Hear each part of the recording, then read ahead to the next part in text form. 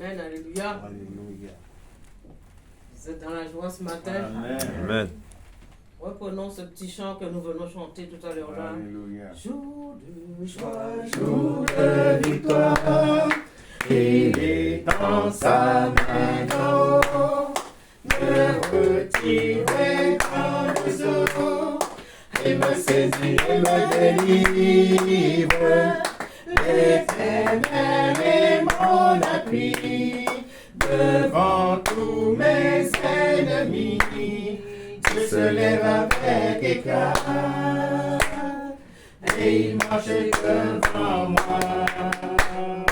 Dieu se lève avec éclat, et il marche devant moi. alléluia. Dieu se lève avec éclat et il marche devant moi. Amen. Amen. C'est une joie Alléluia, Jésus. de se réunir. C'est une joie de se retrouver. C'est une joie d'être dans la présence de Dieu. Amen. Dieu soit béni. Vous avez passé une bonne semaine. Ça a été à la grâce du Seigneur. Et Dieu a dit, je suis avec vous tous les jours. Croyez qu'il est avec nous tous les jours. La parole de Dieu est vraie. La parole est la vérité. La parole est vivante. La parole ne retourne pas à lui sans effet. Ce qu'il dit, il l'accomplit. Vous le croyez que ce que Dieu dit, il accomplit dans votre vie? Moi, je crois ce qu'il dit, il accomplit dans ma vie. Et je vois sa gloire de jour en jour. Je vois sa gloire chaque jour de ma vie. Chaque jour que Dieu me permet de me réveiller, je vois sa gloire, je vois sa main à l'œuvre dans ma vie. On va peut-être trouver ça inutile, on va peut-être dire, ah, je ne vois pas ce que Dieu fait, mais je vois ce que le Seigneur fait dans ma vie. La plus petite chose, Dieu le fait dans notre vie. Amen. Et c'est une joie encore de nouveau de partager la parole de Dieu. Cette parole qui est notre nourriture de l'âme. Nous mangeons la nourriture physique, du pain, buvons du lait. Nous mangeons toutes sortes de choses pour la nourriture du corps. Mais l'âme a besoin d'être nourrie aussi. C'est la parole de Dieu. Et c'est la meilleure nourriture qu'il y a que la parole de Dieu. Lisons Luc, chapitre 15, à partir du verset 11. J'aurais pu prendre le début, mais je prends le 11 parce que le Seigneur m'a dirigé à partir du verset 11. C'est très long, mais c'est édifiant. Et ça fait du bien. Alléluia. Il dit encore. Donc au début, Jésus parlait en parabole. Mais moi, la prochaine fois, on prendra le début. Il dit encore, un homme avait 2 fils. Le plus jeune dit à son père, mon père, donne-moi la part de bien qui doit me revenir. Et le père leur partagea son bien. Peu de jours après, le plus jeune fils ayant tout ramassé, partit pour un pays éloigné, où il dissipa son bien en vivant dans la débauche. Il dissipa son bien en vivant dans la débauche. Lorsqu'il eut tout dépensé, une grande famine survint dans ce pays. Et il commença à se trouver dans le besoin. Il alla se mettre au service d'un des habitants du pays, qu'il envoya dans ses champs garder les pourceaux. Il aurait bien voulu se rassasier des carouges comme mangeait le pourceau, mais personne ne lui en donnait.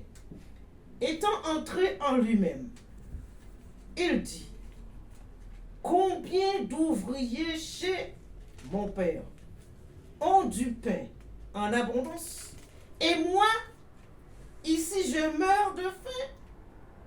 je me lèverai, j'irai vers mon père, et je lui dirai, mon père, j'ai péché contre le ciel et contre toi. Je ne suis plus digne d'être appelé ton fils. Traite-moi comme l'un de tes ouvriers. Et il se leva et alla vers son père. Comme il était encore loin, son père le vit et fut ému de compassion. Il courut se jeter à son cou et l'embrassa. Le fils lui dit, mon père, j'ai péché contre le ciel et contre toi. Je ne suis plus digne d'être appelé ton fils. Mais le père dit à ses serviteurs, apportez vite la plus belle robe et revêtez-le. Mettez-lui un anneau au doigt et des souliers aux pieds. Amenez le veau gras et tuez-le. Mangeons et réjouissons-nous, car mon fils que voici était mort. Il est revenu à la vie. Il était perdu et il est retrouvé. Et ils commencèrent à se réjouir. Or, le fils aîné, étant dans les champs, lorsqu'il revint et approcha de la maison, il entendit la musique et les danses. Il appela un de ses serviteurs et lui demanda ce que c'était. Ses serviteurs lui dit, ton frère est de retour et ton père a tué le veau gras parce qu'il a retrouvé en bonne santé. Il se mit en colère et ne voulut pas entrer.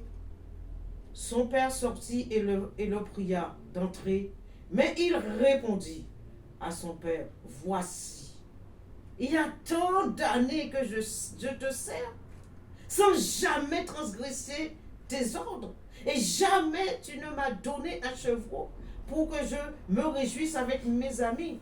Et quand ton fils est arrivé, celui qui a mangé ton bien avec tes prostituées, c'est pour lui que tu as tué le veau gras.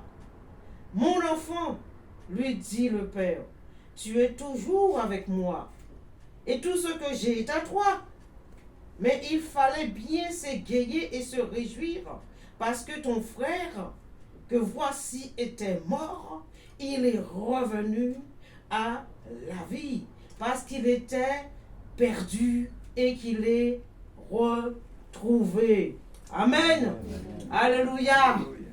Oh, nous voyons dans ce récit l'image d'un père et ses deux fils. Amen. L'image d'un père et ses deux fils. Imaginons que le plus grand fils a 30 ans et le jeune cadet, il a disons 22, 23 ans. Je mets cet âge à proximité, je ne veux pas dire que le jeune garçon vient d'avoir 18 ans et maintenant il dit, bon, non, j'imagine cet âge. Et donc, un beau jour, le petit se lève. Le petit dit, maintenant, je suis fatigué de vivre dans l'ombre de mon frère, un frère qui obéit. Lui aussi, il obéissait à son père, le petit. Lui aussi, deux fils qui ont toujours obéi à leur père. Deux fils qui ont toujours fait ce que le père leur a demandé. Ils n'ont jamais désobéi. Ils n'ont jamais transgressé la loi du père. Ils ont toujours fait ce que le père demande. Mais le petit, un jour, il dit, je suis fatigué. Fatigué, il trouve que c'est monotone. Il trouve qu'il n'y a rien. Il trouve que bon, maintenant, je dois vivre ma vie. Je dois m'en aller dans cette maison. Je dois voir ce qui se passe ailleurs. Alors, lui, il vient voir son père. Père, écoute, peux-tu me donner ma part de mon bien? Le père aurait pu lui dire, écoute, quand est-ce que tu as travaillé pour hériter tout ça? Humainement parlant, un père, l'enfant qui vient, qui demande son héritage. La réaction du père va dire, mais tu as travaillé quand pour me demander ton héritage? Mais le père, qu'est-ce qu'il a fait? Sachant qu'il avait mis son héritage, partage, de côté pour les deux enfants, ses deux fils, et le fils, le petit qui vient réclamer son héritage, donc il dit, il n'a rien dit. Donc il a partagé, il a donné l'héritage au petit. Parce qu'il veut aller vivre sa vie. Il veut aller voir ce qui se passe dans ce monde. Il veut goûter aux choses du monde. Mais lui, il ne sait pas.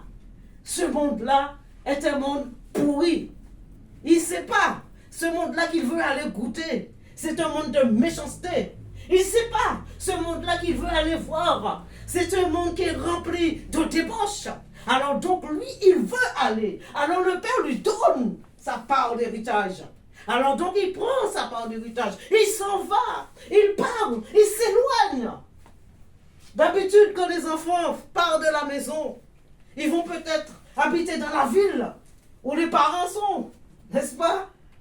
Ou peut-être une ville tout proche. Mais lui, il est parti très loin. Il s'était éloigné de la ville. Il a été très loin. Et comme il est parti très loin, et le père, ça lui a fait mal. Le père a été attristé. Mais il n'a rien dit à son fils. Par amour, il a donné son héritage. Et donc il est parti. Le pauvre. Ça me fait de la peine pour lui. Il est parti. Il est jeune. Et comme bien souvent beaucoup de jeunes quittent leur famille et de dire, je veux aller vivre ma vie. Souvent, on entend dans ce monde beaucoup de jeunes que leurs parents leur parlent. Ils disent, fais attention à toi, ne fais pas ci, ne fais pas ça, ne suis pas les amis. Non, je veux aller vivre ma vie. Alors ils s'en vont, ils partent vivre leur vie. Pourquoi? Ou du moins, j'attends quand j'aurai 18 ans pour m'en aller. Tu commences à me casser les pieds, tu commences à me fatiguer. Alors quand j'aurai 18 ans, je vais me casser. Alors quand il a 18 ans, il s'en va. Il insulte la mère, il insulte le père et il s'en va. Mais là, il n'est pas question d'insulte. Là, il n'est pas question, ce jeune homme n'insulte pas son père. C'est un jeune homme qui a toujours obéi à tout ce que son père lui a dit, tout ce que son père lui faisait faire. Il travaillait dans la maison de son père. Il n'a jamais désobéi. Mais un jour, il s'est trouvé fatigué. Un jour, il a trouvé que cette vie-là qu'il menait était trop monotone. C'était trop triste. Alors je veux m'en aller. Je veux vivre ma vie. Alors il est parti pour vivre sa vie. Il a rencontré des gens qu'il ne connaissait pas. Il a rencontré beaucoup de personnes qu'il ne connaissait pas. Alors qu'est-ce qui se passe? Comme les gens, ils ont vu qu'il avait beaucoup d'argent. Aïe, aïe, aïe. Son sac était rempli d'argent.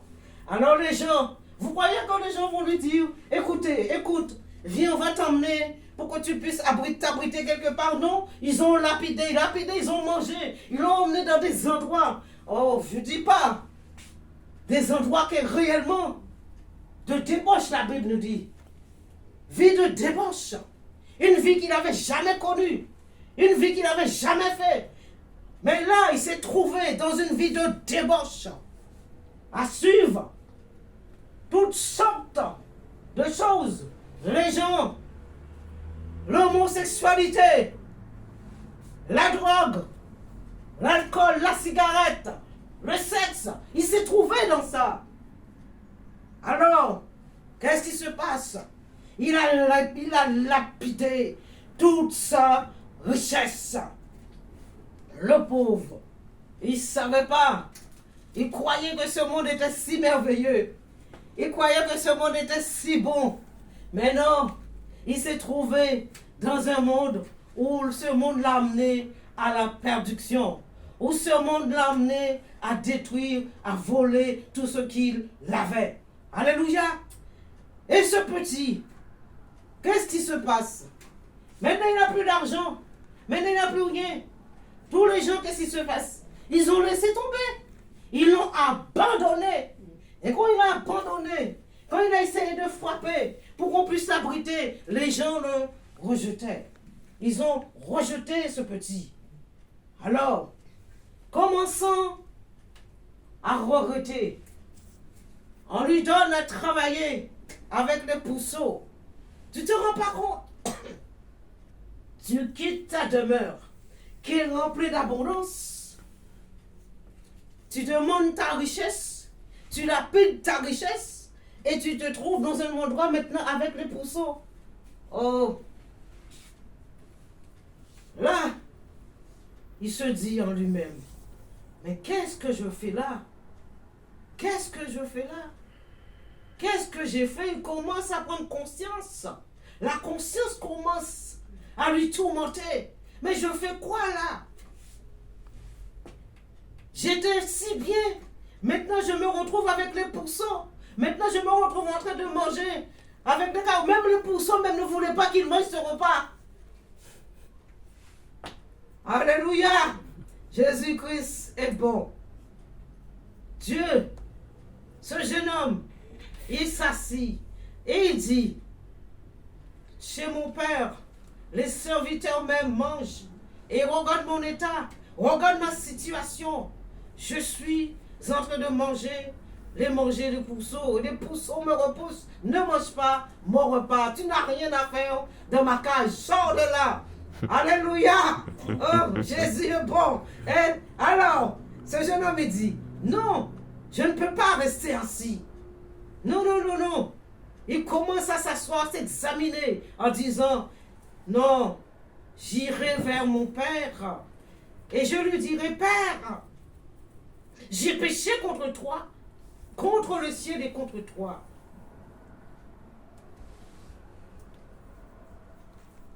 Je ne suis plus digne d'être appelé ton fils, traite-moi comme l'un de tes ouvriers.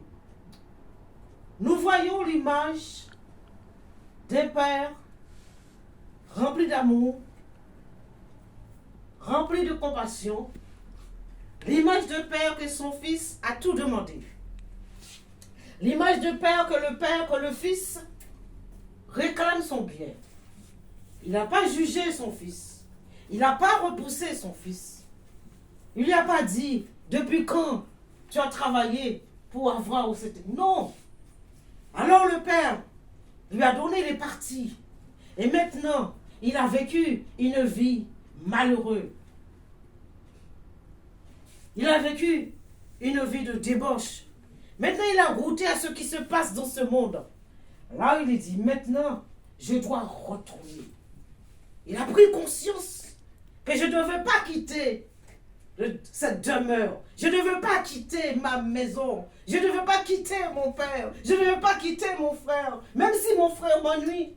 Même si mon frère est monotone. Mais je devais rester avec eux.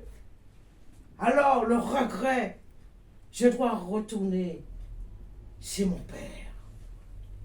Et vous croyez? Depuis que le fils est parti, le père guettait sans arrêt son fils. Alléluia. Depuis que son fils est parti, le père guettait sans arrêt. Le père disait, je sais que mon fils reviendra. Je sais que mon fils reviendra à la maison. Et Dieu nous attend. Dieu nous guette. Ça, c'est l'image de Dieu. Ça, c'est l'image du Père, notre Dieu tout-puissant. On vient, on lui demande. On lui demande. On demande. On demande. Il nous donne. La Bible dit, nous sommes co-héritiers avec Christ. Nous sommes des héritiers de Dieu. Il nous a donné. Alors on vient, on demande, on demande. Et lorsqu'il nous donne, après un jour, on se lasse, on dit on est fatigué. Alors je vais retourner dans ce monde. Je vais aller vivre ma vie dans ce monde. Mais tu crois qu'il te rejette? Non, il te laisse. Et après, il attend ton retour. Dieu attend notre retour. Il attend. Et ce père guettait son fils. Il attendait. Et le fils qui revient, Père, j'ai péché contre le ciel et contre toi. Et nous péchons contre le ciel et contre Dieu, bien souvent. Mais il ne nous rejette pas. Le Père n'a pas rejeté, au contraire, il a pris son Fils dans ses bras. Et lorsque nous revenons à Dieu, il nous prend dans ses bras. Il nous embrasse. Alors il dit, alors il faut qu'on puisse nous laver, il nous lave. C'est quand tu passes pour tu passes par les eaux du baptême. Il te lave. Là tu es sanctifié, tu es purifié. Alléluia. Jésus nous donne l'image de son Père à travers. Il prend cette image. Et voilà, le Père tient son Fils, embrasse son Fils. Oh, alléluia. Lorsqu'on revient à Dieu, il nous prend dans ses bras, il nous embrasse, il nous lave, il nous sanctifie, il nous purifie. Alors il prend cette robe blanche, il met sur nous, sans tache, sans défaut. Il nous revêt de cette vêtement. Alors le Père a vêtu son Fils. Maintenant nous allons faire un grand festin. Maintenant nous allons faire un grand festin. Vous ne croyez pas, lorsque quelqu'un va être triste, que Dieu ne fait pas festin là-haut? Vous ne croyez pas? Hein? Quand je suis venu à Jésus, je crois qu'il y a eu un grand festin là-haut pour moi.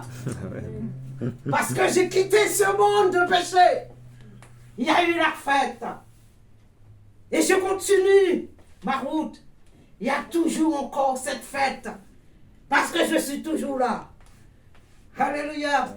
Lorsqu'on est là, Dieu, il y a toujours la fête. Oh, alléluia. Alors on a tué le veau gras. On a tué le gros gras. Le veau gras. Donc, on a revêtu, on a mis cette robe, on a mis des souliers propres. Amenez-moi le veau gras, ils ont tué. Réjouissons-nous, car mon fils, écoutez bien, car mon fils, voici était mort. Voici était mort. Il est revenu à la vie. Il était perdu et il est retrouvé. Lorsque nous ne connaissons pas Jésus, et spirituellement, nous vivons une vie de débauche, une vie sans Dieu. Et spirituellement, nous sommes des êtres morts, des vivants morts. Et plus que quelqu'un vit dans le péché, plus que sa vie est morte spirituellement. Physiquement, vous le voyez. Physiquement, il mange. Physiquement, il marche. Physiquement, il parle. Mais il est mort. Son âme est morte. Son esprit est mort. Et ce que Dieu attend, que nous puissions venir à lui. Nous reconnaissons que Jésus est mort à la croix. Nous reconnaissons que Jésus a donné sa vie pour te sauver. Alors qu'est-ce qui se passe? Quand tu sors dans ce monde et tu rentres dans le camp de Dieu, tu dis, me voici, j'étais perdu, j'ai péché contre toi. Tu demandes pardon à Dieu. Alors, il vient, comme il le dit, il t'embrasse. Mon fils qui était mort, il est revenu à la vie. Quand tu passes par les eaux du baptême, il est dit, tu es mort et tu ressuscites avec Christ. Voilà l'image. Il a été lavé, purifié, sanctifié. Et là, le Père dit, il est revenu à la vie. Beaucoup de gens dans ce monde sont morts spirituellement, sont perdus spirituellement. Et lorsqu'il revient, Dieu est content. Ça, c'est l'image du Dieu Tout-Puissant, qui nous aime, qui ne nous rejette pas, mais qui nous attend les bras grands ouverts. Et la fête commence, sachant qu'il y a 2 fils. Maintenant, le plus grand n'était pas là. Le plus grand travaillait. Et il revient. Il entend de la musique. Oh, qu'est-ce qui se passe là? Pourquoi il y a cette musique? D'habitude, il n'y a pas de musique. Pourquoi il y a cette musique? Et donc, il demande à un des serviteurs, c'est quoi? Ah ben, ton frère est revenu. Waouh! Mon frère, la jalousie commence à se manifester. La jalousie. La jalousie commence à se manifester dans le cœur du grand frère. Et au sein du peuple de Dieu, c'est rempli de jalousie. Lorsque Dieu utilise un de ses enfants, alors la jalousie commence à rentrer dans les cœurs. Alors l'autre dit, pourquoi c'est elle? Pourquoi c'est lui? Pourquoi pas moi? Dieu te dit, je le fais parce qu'il était perdu, il est revenu à la vie. Le père lui dit, pourquoi tu te fâches? Pourquoi tu t'énerves? Ne t'énerve pas, ne te fâche pas. N'aie pas de la jalousie. Ne te mets pas en colère. Là, il se met en colère. Elle commence à reprocher son père. Et vous savez, il y a des gens qui prient, qui reprochent Dieu. Vous savez ça? Vous savez, il y a des gens qui prient, qui reprochent Dieu.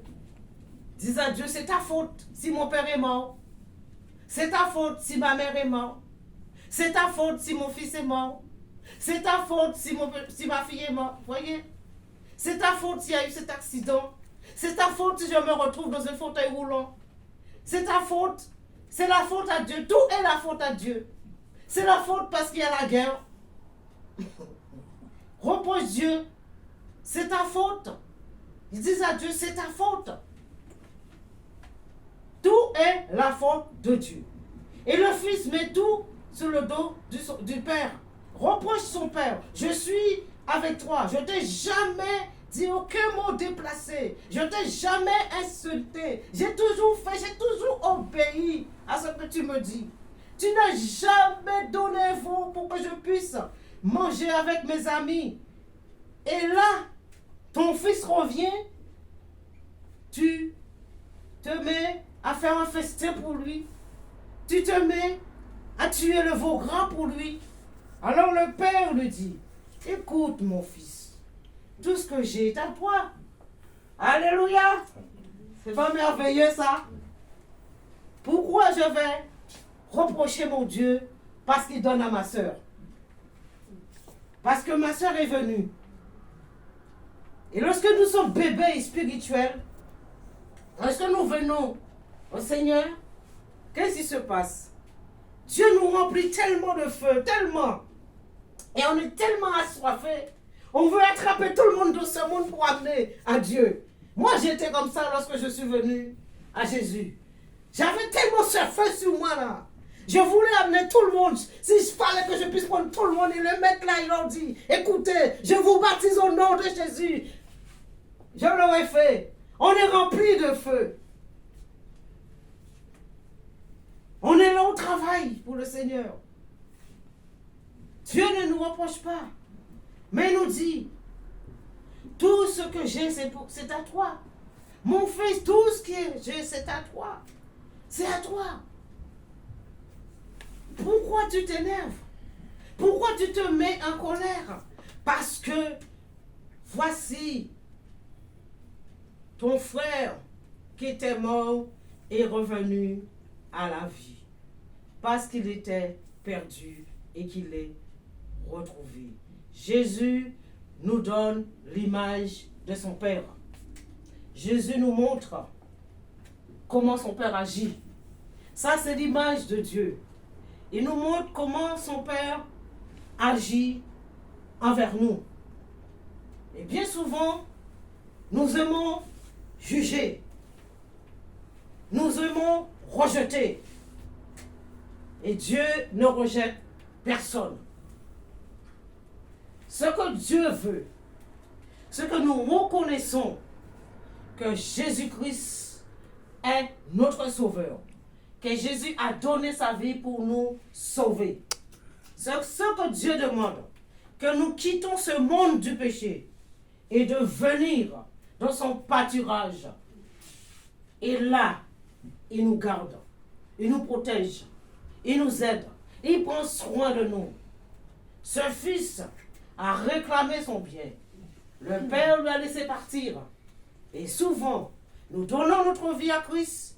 Et qu'est-ce qui se passe? Nous trouvons que c'est tellement monotone. Nous trouvons que l'Église est monotone. Nous trouvons ce qui se passe à l'Église. Ça ne va pas à notre sens. Nous trouvons qu'il y a tellement de choses. Et malheureusement, je peux dire qu'il y a des choses qui se passent. Mais ce que le Seigneur veut, même s'il y a des choses qui se passent, même si on se retire, même si on est 2 ou 3, mais on s'assemble, on cherche la face du Seigneur, mais on reste toujours dans son pâturage. On ne sort pas de l'enclos, on reste toujours dans l'enclos. Ce fils, il a voulu de sortir de l'enclos. Il a voulu aller goûter. Donc il a goûté. Et je ne pense pas qu'il est retourné encore une fois. Ça lui a servi de leçon. Et bien souvent, beaucoup d'enfants dans ce monde, c'est ce qui arrive, quittent leurs parents. Normalement, bibliquement, un jeune homme et une jeune fille doivent quitter le foyer marié. Mais ce monde, nous vivons dans un monde de perversité. Nous vivons dans un monde rempli de débauche. Nous vivons dans un monde où les choses vont mal et que vraiment tout est permis, mais tout n'est pas utile. Sachons faire la différence lorsque nous sommes à Christ, lorsque nous avons des enfants. Il faut élever les enfants dans la parole de Dieu. Il faut les éduquer dans la parole de Dieu. Peut-être un jour, ils feront comme ce jeune homme. Ils diront, je vais aller goûter ce qui se passe. Mais assurez-vous, ils reviendront très vite, comme ce jeune homme.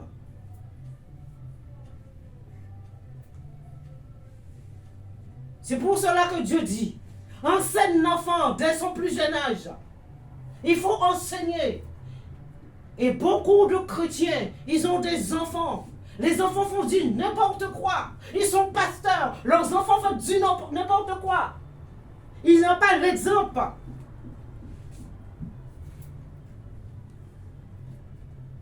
Nous sommes dans un monde où tout va mal.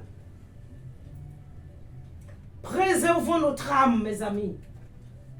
Préservons notre âme. Le temps est proche. Préservons notre âme. Restons dans ce pâturage. Restons au pied du Seigneur. Il y a beaucoup de choses qui se passent dans ce monde. Moi, je n'ai pas envie d'aller goûter ce qui se passe. Je vis dans ce monde, mais je ne fais plus partie de ce monde. Alléluia. Réjouissons-nous dans le Seigneur. Si nous voulons faire une fête, nous le faisons dans le Seigneur. Alléluia. Si nous voulons danser, nous dansons dans le Seigneur. Dieu ne nous interdit pas de faire notre fête. Dieu ne nous interdit pas de danser. Mais nous faisons notre fête. Nous dansons dans le Seigneur. Nous nous réjouissons dans le Seigneur. Alléluia. Amen. Le jeune, le frère, en colère. Oh, mes amis. La jalousie, c'est un poison. La jalousie, c'est un poison. La jalousie, ça détruit l'être humain. Tu es jaloux et tu as tout.